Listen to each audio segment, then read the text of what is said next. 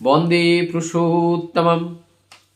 परम दयाल श्री श्री ठाकुर जी की दिए हुए अनेकों भविष्यवाणी हम लोगों के सम्मुख प्रस्तुत है और उस बात को हम ठीक से न समझने का प्रयास करते हैं, न समझना चाहते हैं।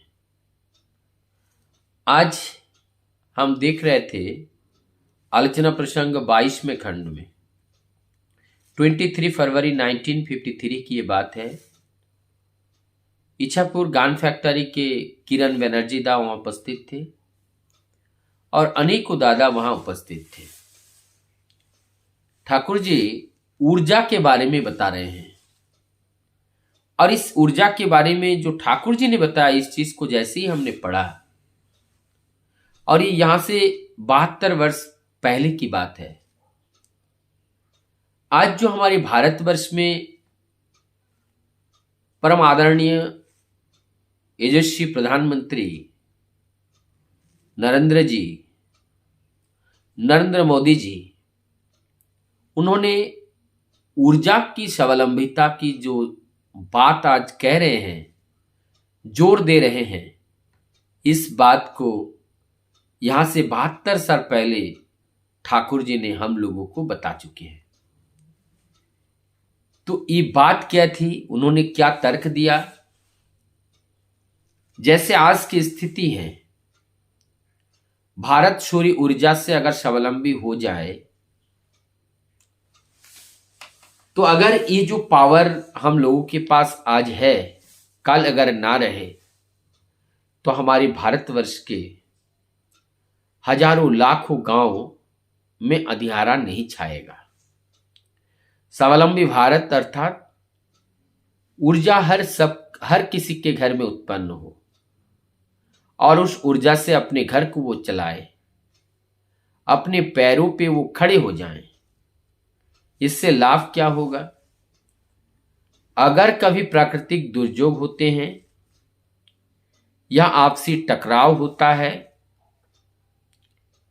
या विगत वर्षों में हम लोगों ने देखे हैं 2 विश्व युद्ध हुआ, उस विश्व युद्ध में सारा सिस्टम फेल हो जाता है।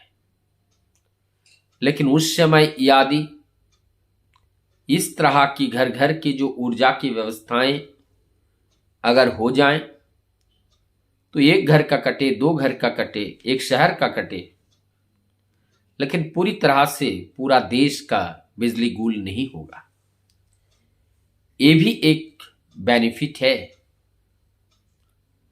ठाकुर जी इसलिए कहते थे कि ऊर्जा में स्वावलंबिता हम सबको होनी चाहिए। ऊर्जा में स्वावलंबिता के माध्यम से हम आत्मनिर्भरता की ओर जाएंगे। इस तरह से अनेकों घटनाएं परम दयाल श्री ठाकुर जी भविष्यवाणी के रूप में हम लोगों को देते रहते हैं। एक शब्द है वेजिटेटिव इम्यूनिटी, एफिनिटी। ये वेजिटेटिव एफिनिटी क्या होते हैं?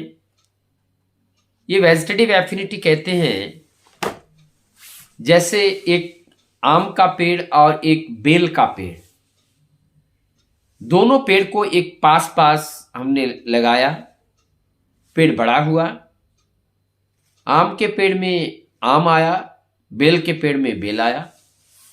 लेकिन जब हमने इसको खाया तो ये पाया कि आम के अंदर बेल का स्वाद है और बेल को जब खाया तो बेल के अंदर आम का स्वाद है। इसे कहते हैं वेजिटेटिव एफिनिटी। और इस स्वाद से अर्थ क्या है? ये इंडिकेट करते हैं मैरिज को। अगर जैसे वेजिटेटिव एफिनिटी की तरह मैरिज में सुप्रजनन को भी अगर रखा जाए तो इसके द्वारा जो संतान संतति आती है वो संतान संतति एक दूसरे को सुख देने वाला होता है। हम देश के अनेकों कार्य में सहजता, नीति नियम सब कुछ हम लाते हैं, लेकिन एक जगह हम एकदम लाचार हो गए हैं और वो है विवाह। जिस व्यवस्था के ऊपर किसी का कोई नजर ही नहीं है, और नजर ना होने से समाज का जो सूत्रधार है, जो कर्णधार है, वो पतित उत्पन्न हो रहा है, और जिससे हमारा देश, हमारा प्रांत, हमारा राष्ट्र, संपूर्ण विश्व पतन की ओर जा रही है।